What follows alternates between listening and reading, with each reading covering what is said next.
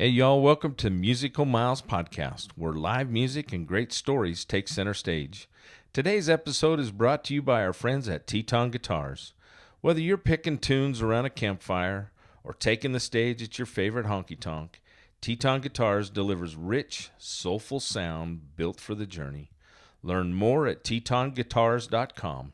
Now let's dive into some music and memories.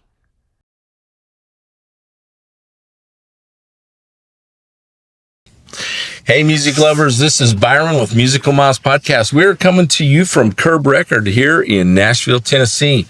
We're with our new friend, Mr. Phillip Lammonds. Yeah, I'm going to get it. I don't know how to do this thing because I'm pushing, I'm old. You're not old. Well, I bet you and I are the same age. Are we the same age? Well, you got a year on me. Do I? Yeah, okay. You got a year on me. And, but I just decided one day, I mean, there's no way to phonetically prove my last name. And it's in Nashville, it's Lammonds most of the time. Is it?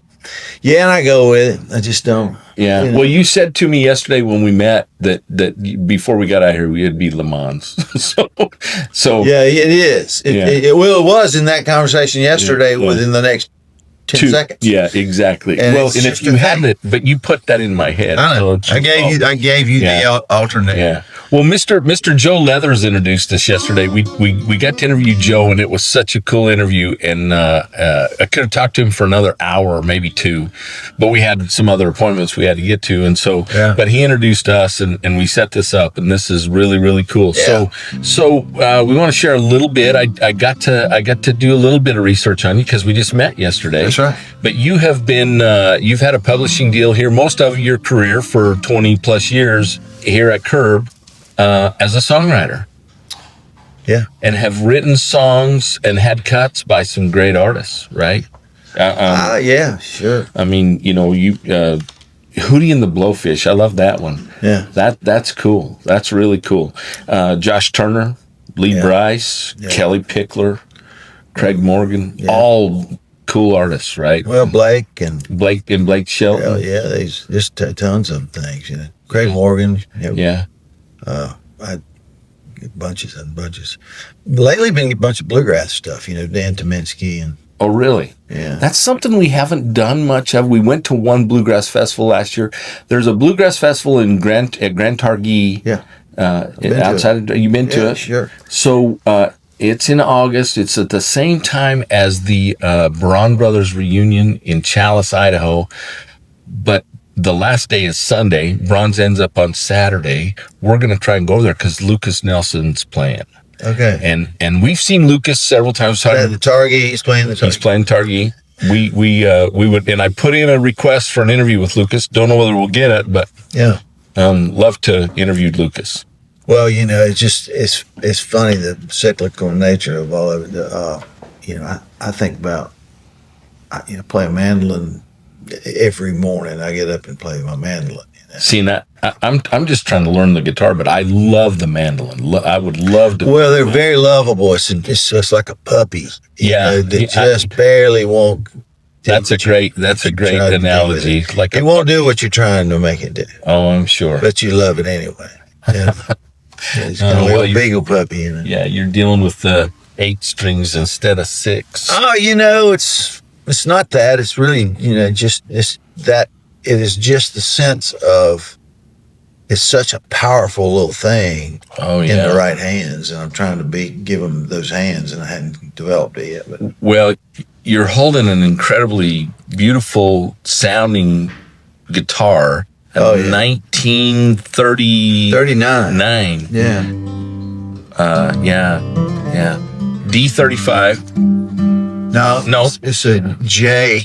Oh, excuse me. J35. J35. These are Martins. Yes, this is J35. It's like, there's a J45 that follows it, and they're great. They're great, but they're not. This is a beast. That is a beautiful sounding guitar right there. It's got all the. Oh my gosh. Yeah. It's home, Yeah. And this was a gift. Really? Yeah. From. I really don't like saying. Oh, okay. Because we all have mutual friends. Yes. Where's my guitar? Yeah, I'm sure. Yeah. Well, that's it was an interesting process, and it goes to show you though this town has got a lot more heart than you think, and it's individuals. And I should say his name, it doesn't matter, but most people know I've done a lot with him, and sure, he's just, he's not Santa Claus. He's probably better than that. Right. Just a great guy, and that's the town. The town has. Well, we everybody's been really, really cool to us here. So yeah. Well, tell us a little bit about your journey.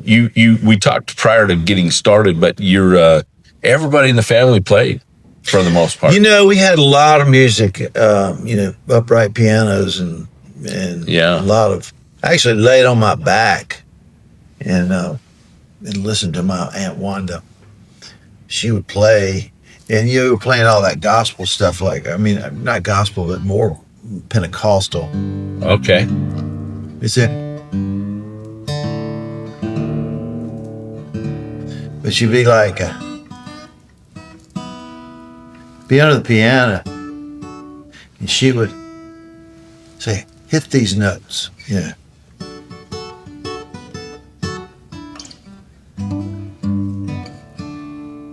And I'd go, wow, that's just cool. It'd just be bumping, they call it bumping chords. That kind of sound. Right. I just remember leaning on my back under that piano while she was playing. Right. And I bent the first note like, she's like, don't do that. What is that? But, that's the thing. And I just kind of always thought about it. And Dad always told people, they'd ask him, he said, how did you teach him to play guitar? He said, oh, yeah. He said, I threw it on the bed and told him not to touch it.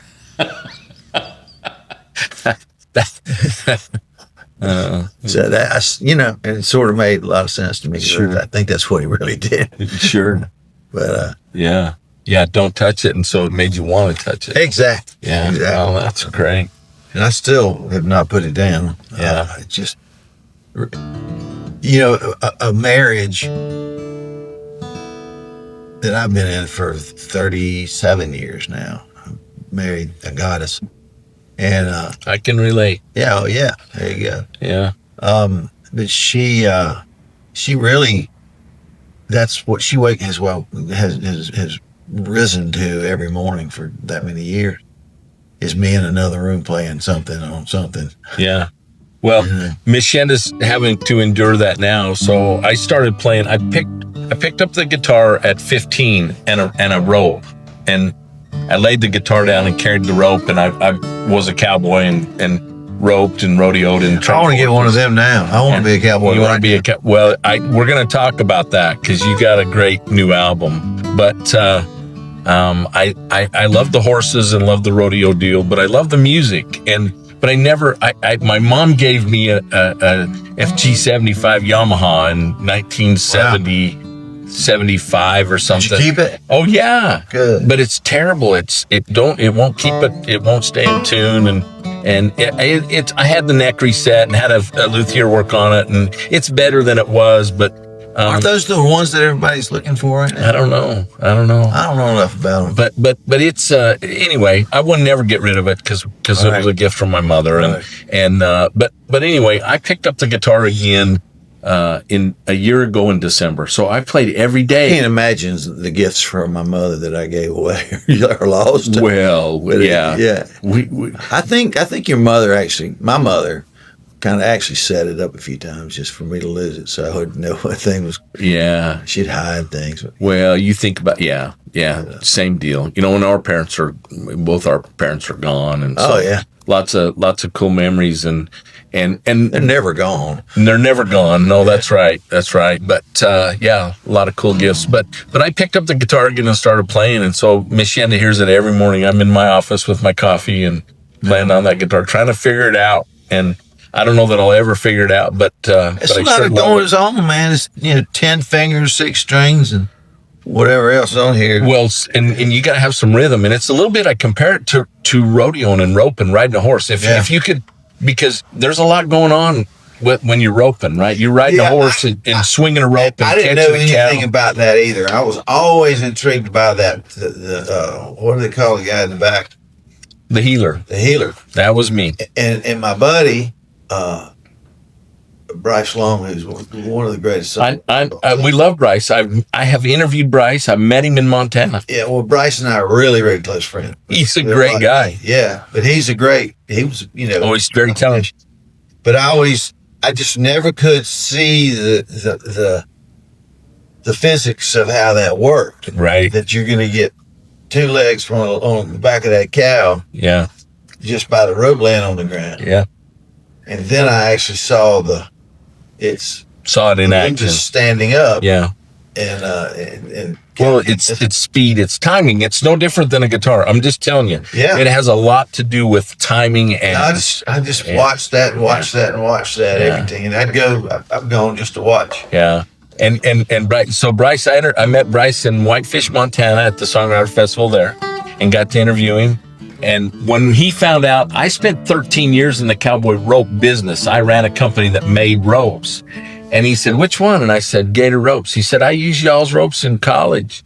He said, I used that white heel rope I said, the albino. Yeah, that's it. We hijacked the podcast for 10 minutes and talked about horses and roping and cowboy stuff. Well, all I know about it is what I've gotten from Brice. Sure. And just my childhood study of it, Well, and your buddy Randy Hauser, right? He's a cowboy. Oh, yeah. And of course, Brice co-wrote that, Like a Cowboy Song. And what a great song that is. It is. It all comes together. We go, Miss Shanda works for Stetson Clothing Company at the National Finals Rodeo in Vegas and has for 18 years. This will be her 19th year. And so this year at the NFR, I went out and did interviews for the podcast. And I interviewed Chancey Williams, who just played at the Opry this week. He was the thing with me yesterday afternoon. Oh, you're kidding me. Yeah, no, I just walked down. Oh my gosh. Yeah. He was at my house the other day. What a great guy. He was at my house the other day. What a great guy. We just released his podcast last week. So, what a great guy. It interviewed Corb Lund. Do you know Corb? The Canadian. No one might know who he is. Know of him. I've heard his name. Yeah, his podcast actually released today. But we did 18 interviews there. But I had a guitar that Teton gave us, and we did a promo and a giveaway at the NFR, and we had all the contestants, as many of them as we could, sign it. Right. And then some of the Yellowstone actors signed it, and boy, hadn't that been a thing? Oh my gosh! Well, what's that done for the music industry, especially for the Texas music? Well, I think it's got a lot of good spots and mostly good spots, but there's just such a lean that it's funny how everybody scrambles in this business or in this town anyway to now be at the cutting edge of everything that's supposedly popping up. Well, yeah, now you've got Well, and it's just it's not nauseating. It's just a little bit silly to watch, somebody, oh gosh, I've got to get the boots, or I got it something to that. All of a sudden it's that. It's that, yeah. Well, and I think cowboy is a state of mind. It's much more so than an activity. It's something that you qualify for. You may never have ridden a horse. Well, Chancey said it best in our interview, and I love this. He said, Laney's kind of brought it back, says it's cool. It's cool to be cowboy again, right? Being a cowboy's cool. Yeah. And he said, no, being cowboy's always been cool. Right. It's always been, and I said that, I've always said that. Look, I'm an Idaho farm boy that always wanted to be a cowboy. And I was lucky enough to get to do that, right? I got to live that life and I've been around the industry my whole life and got to, ran cattle and raised horses and trained horses and did all that. And it was a blast. But there's a lot of other things that pay way better than being a cowboy. Being a cowboy doesn't pay very good. Oh, shit. And kind of like being a musician. Yeah, jumping this up. But I love that because the title of your new album is Cowboy Things, and I love that. Well, that started as my son was a cowboy for Halloween every year. Oh, really? Yeah, forever. And until he was, I don't know, 35. No, I'm kidding. He's 31 now, and but he's probably 7 or 8 when he kind of dropped it off, or maybe older. But anyhow, he had decided this year for Christmas, we had every other accoutrement a cowboy could have, and we just kind of pull it all back out every year for Halloween, Uh-huh. And he would, he finally came to me one day and said, I never thought about it, but when he hit me, I said, oh, yep, that's it. He said, Dad, we need to get some of those sheepskin chaps. Woolies. I said, what? I said, I don't know if they make those for 7-year-olds, man. I don't know. They might. He said, well, can we try? Well, okay. I said, yeah, you know how that is. You get that, it's the death nail if you don't try. So we go to Walmart the next day, and I'm hoping he's kind of fizzled out on this thing. It wasn't. And I'm sitting there, and he just takes off, and his sister was in her stroller, and he just kind of went around the corner. I said, I got to keep an eye on him, and I lose him in Walmart. Oh, no. And she's all wound up and throwing a fit because she's ready. She's got her princess outfit. She's ready to haul ass. She's ready to go. We can relate. Okay. So I just hear something clanging a little bit. And then I said, well, I started going down aisles and just kind of looking down the aisle and see if I could spot it. His name's Cooper. And I want to spot him. And I see him coming down. He's got it holding out in front of him. He's with both hands clenching the top of this thing, and he's in the bathroom section, and he's running, just rounding the plungers, and he's like holding up, dang, look at this. And he had the toilet seat cover. It's a furry toilet seat cover that she couldn't. You remember the hall in your grandmother's? No, yeah. In her bedroom? Yeah. Or in her room? Yeah. That hall bathroom, you couldn't use that one there? Yeah. Well, it had that. Those were made for those. And we cut it down the middle. In terms, if you do that, you got sheepskin chaps for a 7-year-old. I have a picture of it. Oh my gosh. But I tucked him in that night. And he just covered up in Reese cups and whatnot. And Dad, he just barely could talk. He was so just exhausted. Dad, you know what the coolest things in the world are? I said, what? He goes, Cowboy Things. And that was that. Oh, and you've carried that for this many years. I carried it downstairs to the kitchen and wrote it that night. Oh my gosh. I love that. I wrote it that night. I love that. I just sat down, and it was I was just started messing with this tuning.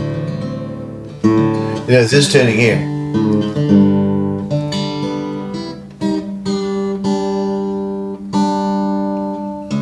That's it. You get in trouble. C. There it is.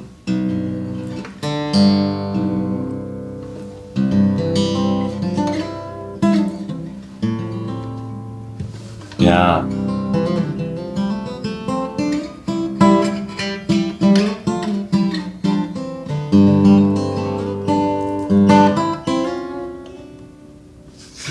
And it just sounded like all the cowboy you could have, Yeah. And that's the thing. I feel like that this full circle conversation, but when like Lainey, I know Lainey very well, and she's a friend. I've written songs with her, and she gave her a guitar, and she deserves everything that's happening to her. Yes, she does. And we are so proud of her. And as a group, that's what you see for the most part. Yeah. And the ones that don't sort of jump on that train a little bit, and it's not hard to do. It's something you want to be a part of. Sure. You saw how you see how people that put it to the grindstone have at some level success. And my saying or thinking is, in this business, being here is the success. Most of it's great. And surviving here. Yeah. And I mean, Laney is an overnight success that took 10 years. Well, and that, and we all know how passe that, or cliche that is. Yeah. And it's both of them, really. But it's true. But to think about, somebody that has probably may have been picked on in high school because they were too busy with their head in another cloud, and all these people that have redeemed themselves from maybe being just a little bit of an oddball. Yeah. Even football stars that could all of a sudden be sensitive and have a creative spot. And it's what allows that. Now, you do have this sort of skeleton of people that have no idea what they're doing and they fail their way upwards that aren't really performing and they're not doing much else. And they know who they are. And they're always looking over their shoulder when their days are numbered. But for the most part, if you come here, take it seriously, understand that you're trying to make somebody else money before you're going to get any. Right.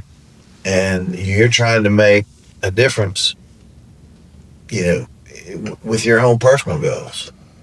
And that's what you do with songs. That's what songs are supposed to do, is make a difference. Not really fix things, not hurt things, not make it different, but make a difference and make it something that somebody wants to cling on to and hold on to, And that's it. Oh, they make a difference. They impact everybody. And music speaks to all of us differently. And it depends on where we're at in the day or in the week or in the month or in the year or in our life, right? As we get older, songs that we heard, we're hearing music again that we haven't heard for years because we're listening to some stuff just the last couple of days, and those memories come flooding back. Yeah, and the real people that are, and you see, everybody that comes here is kind of a student, and you're going to be that for a long time. Sure. And you hope you never aren't that. And because it's such a big old tapestry of just different things and people and their ideas, and it just pretty full. You could do about what you need to do in that world. Yeah, that's the key to this town and the people that are in it. And everybody's for the most part, they got your back. Well, yeah. I mean, this is only our second trip to Nashville, but it's been an incredible week. Well, I would just dare you to tell me that you didn't hear from somebody, oh, it'll get you alive in Nashville if you go up there. It's a dog eat dog. And it may be, but I've never been eaten by a dog. No. And, if any of them tried, I probably will let them. Because I don't know. A lot of talent here. And as long as, it's no different in life. If you're willing to give a hand out and help someone up when they're down, be kind and be willing to learn and listen, and I don't know, the world's not as bad as everybody makes it out to be. I just think it's the best thing ever. Yeah. Have a world. Yeah, for sure. We got our world, dude. We got a world. We all got this together. It's not just, you didn't wake up this morning going, God, what happened to my work? Yeah. No, it's right here. Yeah. Go out and do your part. Yeah. And that's all. Yeah. And the thing is here, it's, fish cut bait. One of the two, Yeah. Well, let's talk about this album, because this album, I had a chance to listen to it and I loved it. And thank you. And I especially, all the songs, but I love the Love Is Love with Darius. That's a great song. And isn't that great? And the fact that you got Darius to sing on that album with you. Darius and I are good friends. That's a beautiful song. We don't do much together, but it's the scale. But that's a pretty song. That song was Hannah Dasher and Tiffany Goss. We were on a writing retreat in Evans Mill, Tennessee. I think it's kind of a resort anyway, but they sent us up there and locked the door and said, don't come out unless you got some good stuff. Yeah. And we were just talking. I was sitting there, and I remember just talking like this on the back porch. Yeah. And Hannah goes, why, keep real. And I go, what in the world's that? And I mean, it went just so fast because it was just this drone. And there's a creek down 40 feet below us. Mm-hmm. You can just watch it. You can hear just enough of it. Just like that. Yeah, black, white, Yankee rock, country boys singing there and now. And yeah, I love that line. Country boy singing Aaron Neville. Yeah. Well, it's what happened. Yeah. it's what happened. Yeah. Gay, straight, crooked, level. I don't care. Yeah. It's not my business. Yeah. It's not something I need to be a part of maligning and worrying about it. Yeah. Let's get together. And those things are that song has really resonated with a lot of people. Yeah. I mean, I could hear that it was that far from being political. Yeah. And I just knew that we couldn't, and Stephanie Goss was also a writer in that, and she's always bringing this sparks and flowers and fires and this kind of stuff to writing. And it's just the perfect day. And, the stars kind of aligned, but it was one of those songs that we just said, all of us agreed that we were not going to be political. We didn't really have, it sort of bothers me a way a lot of people sort of badge themselves as too much, too quick, and they hold that, or run with the baton or whatever it is they do. But that day, it was like, here's the facts. Yeah. Here's the daily facts. And here's what we think about. Here's what we worry about. And we literally had some written in, 15, maybe 20 minutes. Siri. Easy. Yeah. Wow. Oh, well, the chorus is what killed us, There's a bunch of us under the sun. We're all going to sing one. And old band of mine cut it not too long ago. The Blue Dogs, they're great. They're still going really well. And they're Southeast, they cut it. Evan McCain cut something off of this record too. But yeah, that great song. Bragging now. No. Well, that's what this is about. We want you to brag. We want you to share the stories. I love that. This is, and we tell people what we try to do is we're trying to kind of pull the curtain back on the music so people can hear this, right? Yeah. And they don't, and we're big fans of songwriter festivals. That experience is way different than going to a concert or going to a festival, country jam where there's 40,000 people and, there's somebody spilling beer down your neck and, it's everybody's screaming and yelling. And there's funny things about those things. I just did one in Opelika, Alabama. Mm-hmm. And I was amazed at how cool it was and how collected it was and how people that were there for that. For the music. Specifically. And for whatever reason, that seems like it's going to stay that way. It probably will grow to some degree because they have venues that they can add. And it's a town that was dead. Right. And, right. And some few people, Slocum's, there's just a bunch of people in town that just have just gone to work making sure that thrives, and I could tell. Yeah. And I'd never been to it, and I think it maybe was only 2-3 years old. And I said, "Oh, if they'll have me, I'll come back every year." Yeah, yeah. Just do it. Well, Joe said to me yesterday, he said, "You need to do a songwriter festival in Idaho," and I said, "I want to. That is something I'm really wanting to work on, and I would love to have." In fact, Brice and I wanted to talk to Brice about getting Brice to come, and several of the songwriters. What's that? I'll make his ass come. Oh well, he'll come. He likes me, believe it or not. Some people like me. Oh, I like it.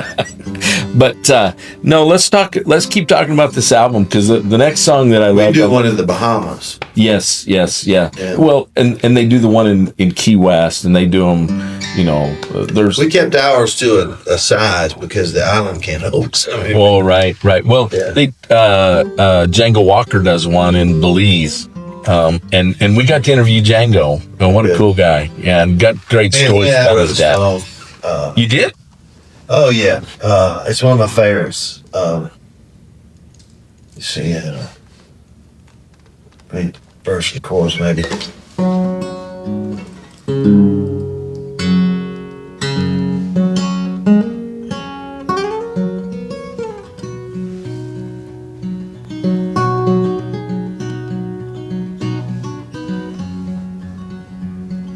Don't take her to the bright lights of Austin.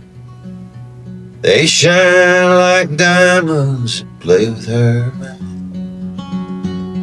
I don't think I even mentioned enchiladas. I wouldn't say a thing about tequilas or limes.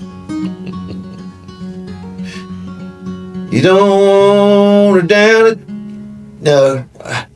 you don't want her down at Don's Depot or nowhere close to Commerce Avenue, 'cause if she ever gets lost in Austin might never give her back to you. Oh, that's great. That's great. He was such a cool interview. He's precious. He just loved that guy. He's amazing. And of course, I love Jerry Jeff. I never got to see Jerry Jeff. Miss Shanda got to see Jerry Jeff when she was like, how old were you? 12 years old. Her mom was a songwriter in Arizona. Oh, wow. And Jerry Jeff came to do a deal at Dolan Ellis's in Scottsdale, and Jerry Jeff came and played, and her mom drug her off to that, and she said, what a cool deal. She got to hear him play Up Against the Wall, Redneck Mother, good old Ray Wiley Hubbard song. Yeah, Ray Wiley. He's another cool dude that we've seen him live several times. Saw him at the Smoking Tuna he's great in Key West. But anyway, yeah. How about Forever That Far Away? That was me and Pam Tillis. Well, Pam sang on it. Yeah. Yeah, she didn't write that. No, but yeah, I knew she sang on it. What a beautiful duet that was. It turned out good. Oh my God, yeah. Who'd you write that with? Matt Warren that we talked about? No, not Warren. You can edit me out on this because I can't think of it right now. I have those. We have those senior moments, my friend. I'm having them, buddy. Matt Wynn. Oh, Matt Wynn. Okay. So if you climb around that, Matt Wynn is just precious, great singer, and I think it was just me and Matt. Okay. And I was kind of writing for this record when they told me we're going to do a record. You know, Lee Brice started all that shit. Right. Well, he kind of pushed the issue with you, right? Kind of pushed it. Because you're a hell of a guitar player and a singer. You got a beautiful voice. You do. Oh man, thanks. Yeah. Well, but he said we need to do a record on you, and I said, man, that was the conversation. I don't think I want to do that. And well, you gonna do it or not? I want to do it. I'm gonna just follow your ass around, or you gonna hire somebody and you beat your ass. Well, just all the things Lee would say. And so it came to, and it was wonderful. And we got Gabriel and Gideon Klein to basically produce it and engineer it, and Lee really produced it. But the thing was, the stuff that's happened from that's been pretty uncanny. Yeah,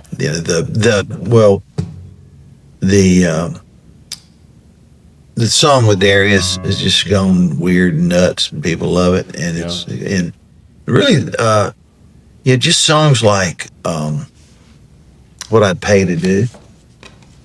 Did you hear that? I heard the whole album. So it's "What I'd Pay to Do." It's the very last song. Oh, okay. I might have fallen asleep before I got to that. Listen to that. I will. It's supposed to tell me love. Supposed to fall in love. Fall in love with Bill Murray. Yeah. The actor Bill Murray helped you write that. Yeah. How'd that happen? Tell that story. That's got to be a great story. So Bill, has lived in and out of Charleston for a long time. Okay. And he comes and goes, and he's part of the fabric there. He owns half the baseball team, I think. Okay. I'm not sure.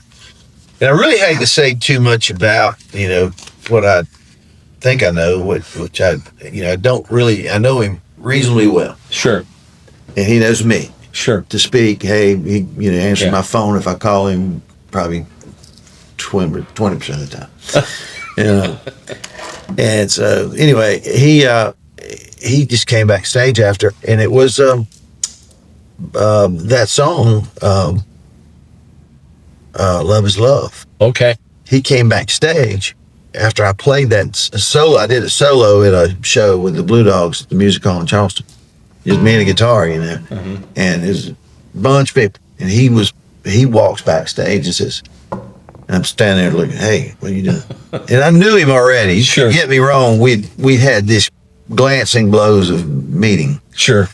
And you think we could write a song? Two of us? I said, yeah. For sure. I think we could probably do that. And so we went to his house and knocked around, swapped cars, and he had to go to the airport, and on and on and on. Next thing I know, we're trying to go over this thing. He's got a little manila folder that had this one line written across it. It said, "There's no explanation, easy way out, or a clue. It's like I'm overcome with consumption, broke down with the flu." It was just on the outside of this thing, just written in a red magic marker. It was all this mass of calligraphy on the rest of this notebook. Right. And I saw that. I said, man, I don't care. I said, what do you got an idea? He said, well, I want to say I'm supposed to fall in love. I'm supposed to do that. I should go out and make sure that happens. I need to be, this is what my calling in life is, kind of thing. I said, we can write that. I said, but I don't give a damn what we write. That's the opening line. And it turned out that way. And he was precious, and he got back to me a couple of days ago on something. I said, he's doing a show now. He's got that thing going. I said, you need any more songs? He said, yeah, we might. I said, well, you got a panty dropper in your damn quiver right now. Right. So we'll see. That was really interesting. And well, now which one? Because Billy Gibbons from ZZ Top. Yeah, he played on. He did a lick. He came in and did one lick, just like damn. He just one track, and it was cool. And it's on the Coffee Black. Okay, yeah, I like that. And I think it's on the other one. What is it? You got all the titles there? Half of them. Yes, both on Cowboy Things, Philip. There's the one that's I can't remember where he played on it, which one he played on, but I think it's that. I know he played on Coffee Black. Huh? How'd that come about? I mean, you obviously know Billy, and not so much. I didn't know Billy. I know Guthrie Trapp very well, and he and Billy are very close. And, okay. And I see him around town, but I've met him. Yeah. I don't know if you know this, but he owns. He's partners with a kid, Tim Montana, on the Wise River Club. in Wise River, Montana, and I love Tim Montana's music. His latest album, Savage, is phenomenal. I love Tim. Yeah, and I haven't met him. Went to the bar and tried to catch up with him because I want to interview him, but I wanted to check out the bar. But anyway, we haven't had that chance yet. Where is it? It's just south of Butte, Montana. Yeah. Just off the interstate. You got to go. It's about 20 miles off the interstate back to the west. Isn't it Red Lodge? No. Red Lodge is the other direction. Okay. It's east. It's so if you're right off Interstate 15, I-15 runs from the Canadian border to San Diego, right? Okay. So it is just straight north of us, because we're just north of or south of Idaho Falls, but I-15 runs right by us. So you get on I-15 and go north till you get up there, and there's a turnoff just south of Butte. It's probably 20 or 30 miles. If you stay on the back road from Wise River, you can go to it comes out at Deer Lodge. Okay. No, Anaconda. Have you been to Anaconda? Know about Anaconda. Yeah. So we went through there on our way to Whitefish to the Songwriter Festival there. We were headed up to do interviews. Yeah, that's where we met, right? I know Tim well. Yeah, you do. Yeah, and I would have said something to Tim, and he would have handled it too. Yeah. Lee did all that, and he really, and Pam, he just chimed in, and she came and listened to the tracks and said, I'll do this. And Pam and I have become very close. Oh, cool. And we do a lot of things together. I open a lot of her shows, and she's just very, and I'm pretty sure, and she won't admit it, nobody will, but see, I debuted the Opry. What's today? May 3rd will be 1 year ago a day. Oh, really? You had your debut at the Opry? Yeah. May 3rd, 2024. Yeah. That's cool. How was that? Amazing. Most amazing thing ever. And I just, in my wildest dreams, never thought that was going to happen. And don't know why it did, and still can't believe it did. And it's just... Well, we're going tonight. We've never seen a show. We've been there and toured 3 years ago when we were here, but we're excited. So Vince is playing tonight. Well, Vince was on this show. Oh, wow. And he was right after me, and Don Schlitz was right before me. Oh, my gosh. And I was like a basket case. But I was doing okay and handling it. It went okay. And then Vince was kind of screwing with me. And man, once Don was coming off, he said, man, he's killing it. I'm thinking about just backing up and going home. Well, you take the brunt of this. I said, whoa, what? Of course, I'm thinking he's right after me. So what am I going to do? Right. What am I going to do to matter? And but it went really well. How many songs did they get? They gave me two. Two. And one was with Pam, and then one was with just me. Wow. And Cowboy Things, I did just me. Oh, wow. Well, in the band, they had a steel player, and they asked me if I wanted to use the band. I said, yeah. You kidding? Well, that's all I want to use. That's the thing about this town, is that those guys can hear a song one time and then play it. No, they can hear it before. Yeah, they can play it before. Well, I went to a little songwriter deal the other day, just a write with a kid that we know from Idaho that's here. He's got a new album coming out. He cut it a year ago and they hadn't released it because he was going through a divorce, and so anyway but he's here in town, and so we went to a write with him the other day with a songwriter, but they were playing their guitars, and I'm just amazed. And Heath is playing a song that this guy's never heard, and he played the whole thing. Well, that's pretty much par here. Yeah. That's not my normal world. It is, though. It's kind of the thing. Yeah. It's. I mean, I think you could take anything. I believe that now because I've seen it here. Sure. For a long time. You can take anything and put enough effort, thought, and time in it that it becomes so natural to you to understand what's happening next. Right. You can actually, you can act on it. Yeah. And that's what they see. And they can, particularly the session guys that are, really. Right. Frankly, and most of those session guys, I say this, I don't know enough about it, but they don't really go home and play guitar and practice guitar and do all that. They go play golf. It just comes that naturally too. Right. It's almost too much of the job, and for some of them, sure. But they have this great, to a person almost, have this great rapport with each other of just absolute torturous jabbing each other all the time, but it's fun. Yeah. Speaking of session players, Pat McGrath, we got to meet Pat. Pat? Yeah. What a great guitarist he is. Got to meet him in Montana. You can't throw a dead cat and not hit. A great guitarist here. The best you've ever seen. Yeah, that's what they say. Well, listen, you have been more than gracious with your time. Thank you, man. This has been a lot of fun. I'm gonna ask if I can hold that beautiful guitar while you grab that. Oh yeah, smack that, Miss Shannon. We don't have the pen. I don't have my signing guitar. Pardon? I'm gonna have you sign the back of it. Okay. But I'm gonna have you play something for me if you would.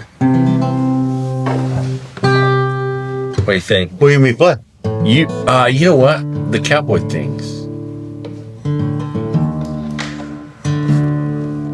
Thank you.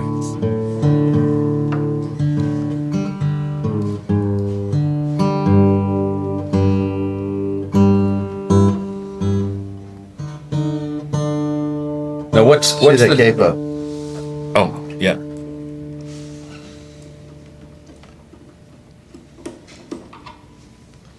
Do that and this.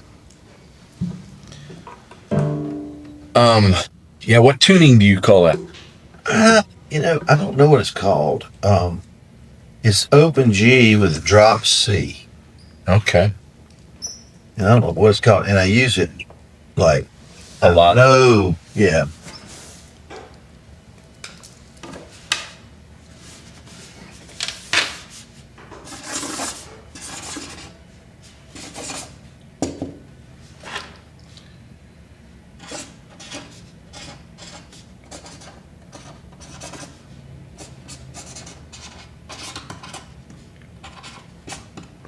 Thank you so much. Thank you. That is you're gonna play it. You got your capo on there for me.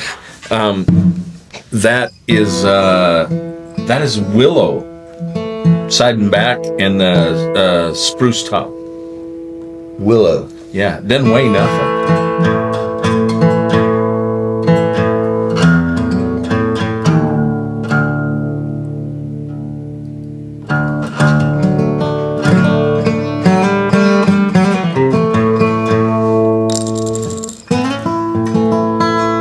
All right, let's see.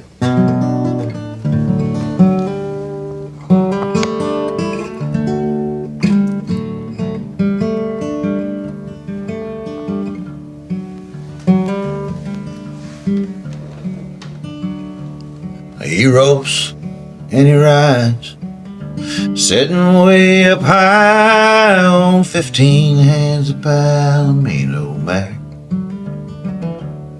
And that evening he'll meet a lovely senorita with silver conscience and her raven hair. And the nurse steps by, she says it's time to take your pills. He reckons there's a way, but he just can't find the will. And he closes his eyes and he dreams of Cowboy Things. He's on a high desert plain, hands red from the rains outside of Taos, New Mexico. Driving a white-faced her with barely a word, oh, 'cause good cows seem to know where to go. And on the bedside table he rolls a cigarette He says, after 80 years now, they ain't killed me yet. And he closes his eyes and he dreams of cowboy things.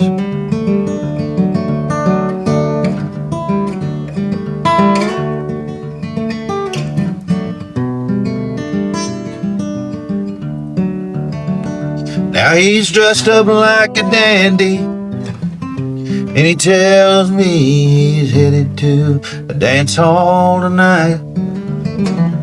He'd say, partner, could you help me get my boots on? If you don't mind, turn out that light. Then a rainwater tear starts running down his cheek from the corner of his eye. From the coulees and riverbeds he's known down through the years, looks like this one might be running dry. The little lights in his room, they all start blinking red, and everybody's scrambling around his hospital bed. Then he closes his eyes and he dreams of cowboy things. Yeah, he closes his eyes and he dreams of cowboy things. Now he ropes and he rides, sitting way up high on 15 hands a Palomino there. Oh, thank you so much. Thank you, man. I love that song. That is I appreciate it. Such a cool story. Yeah, it's weird. Man.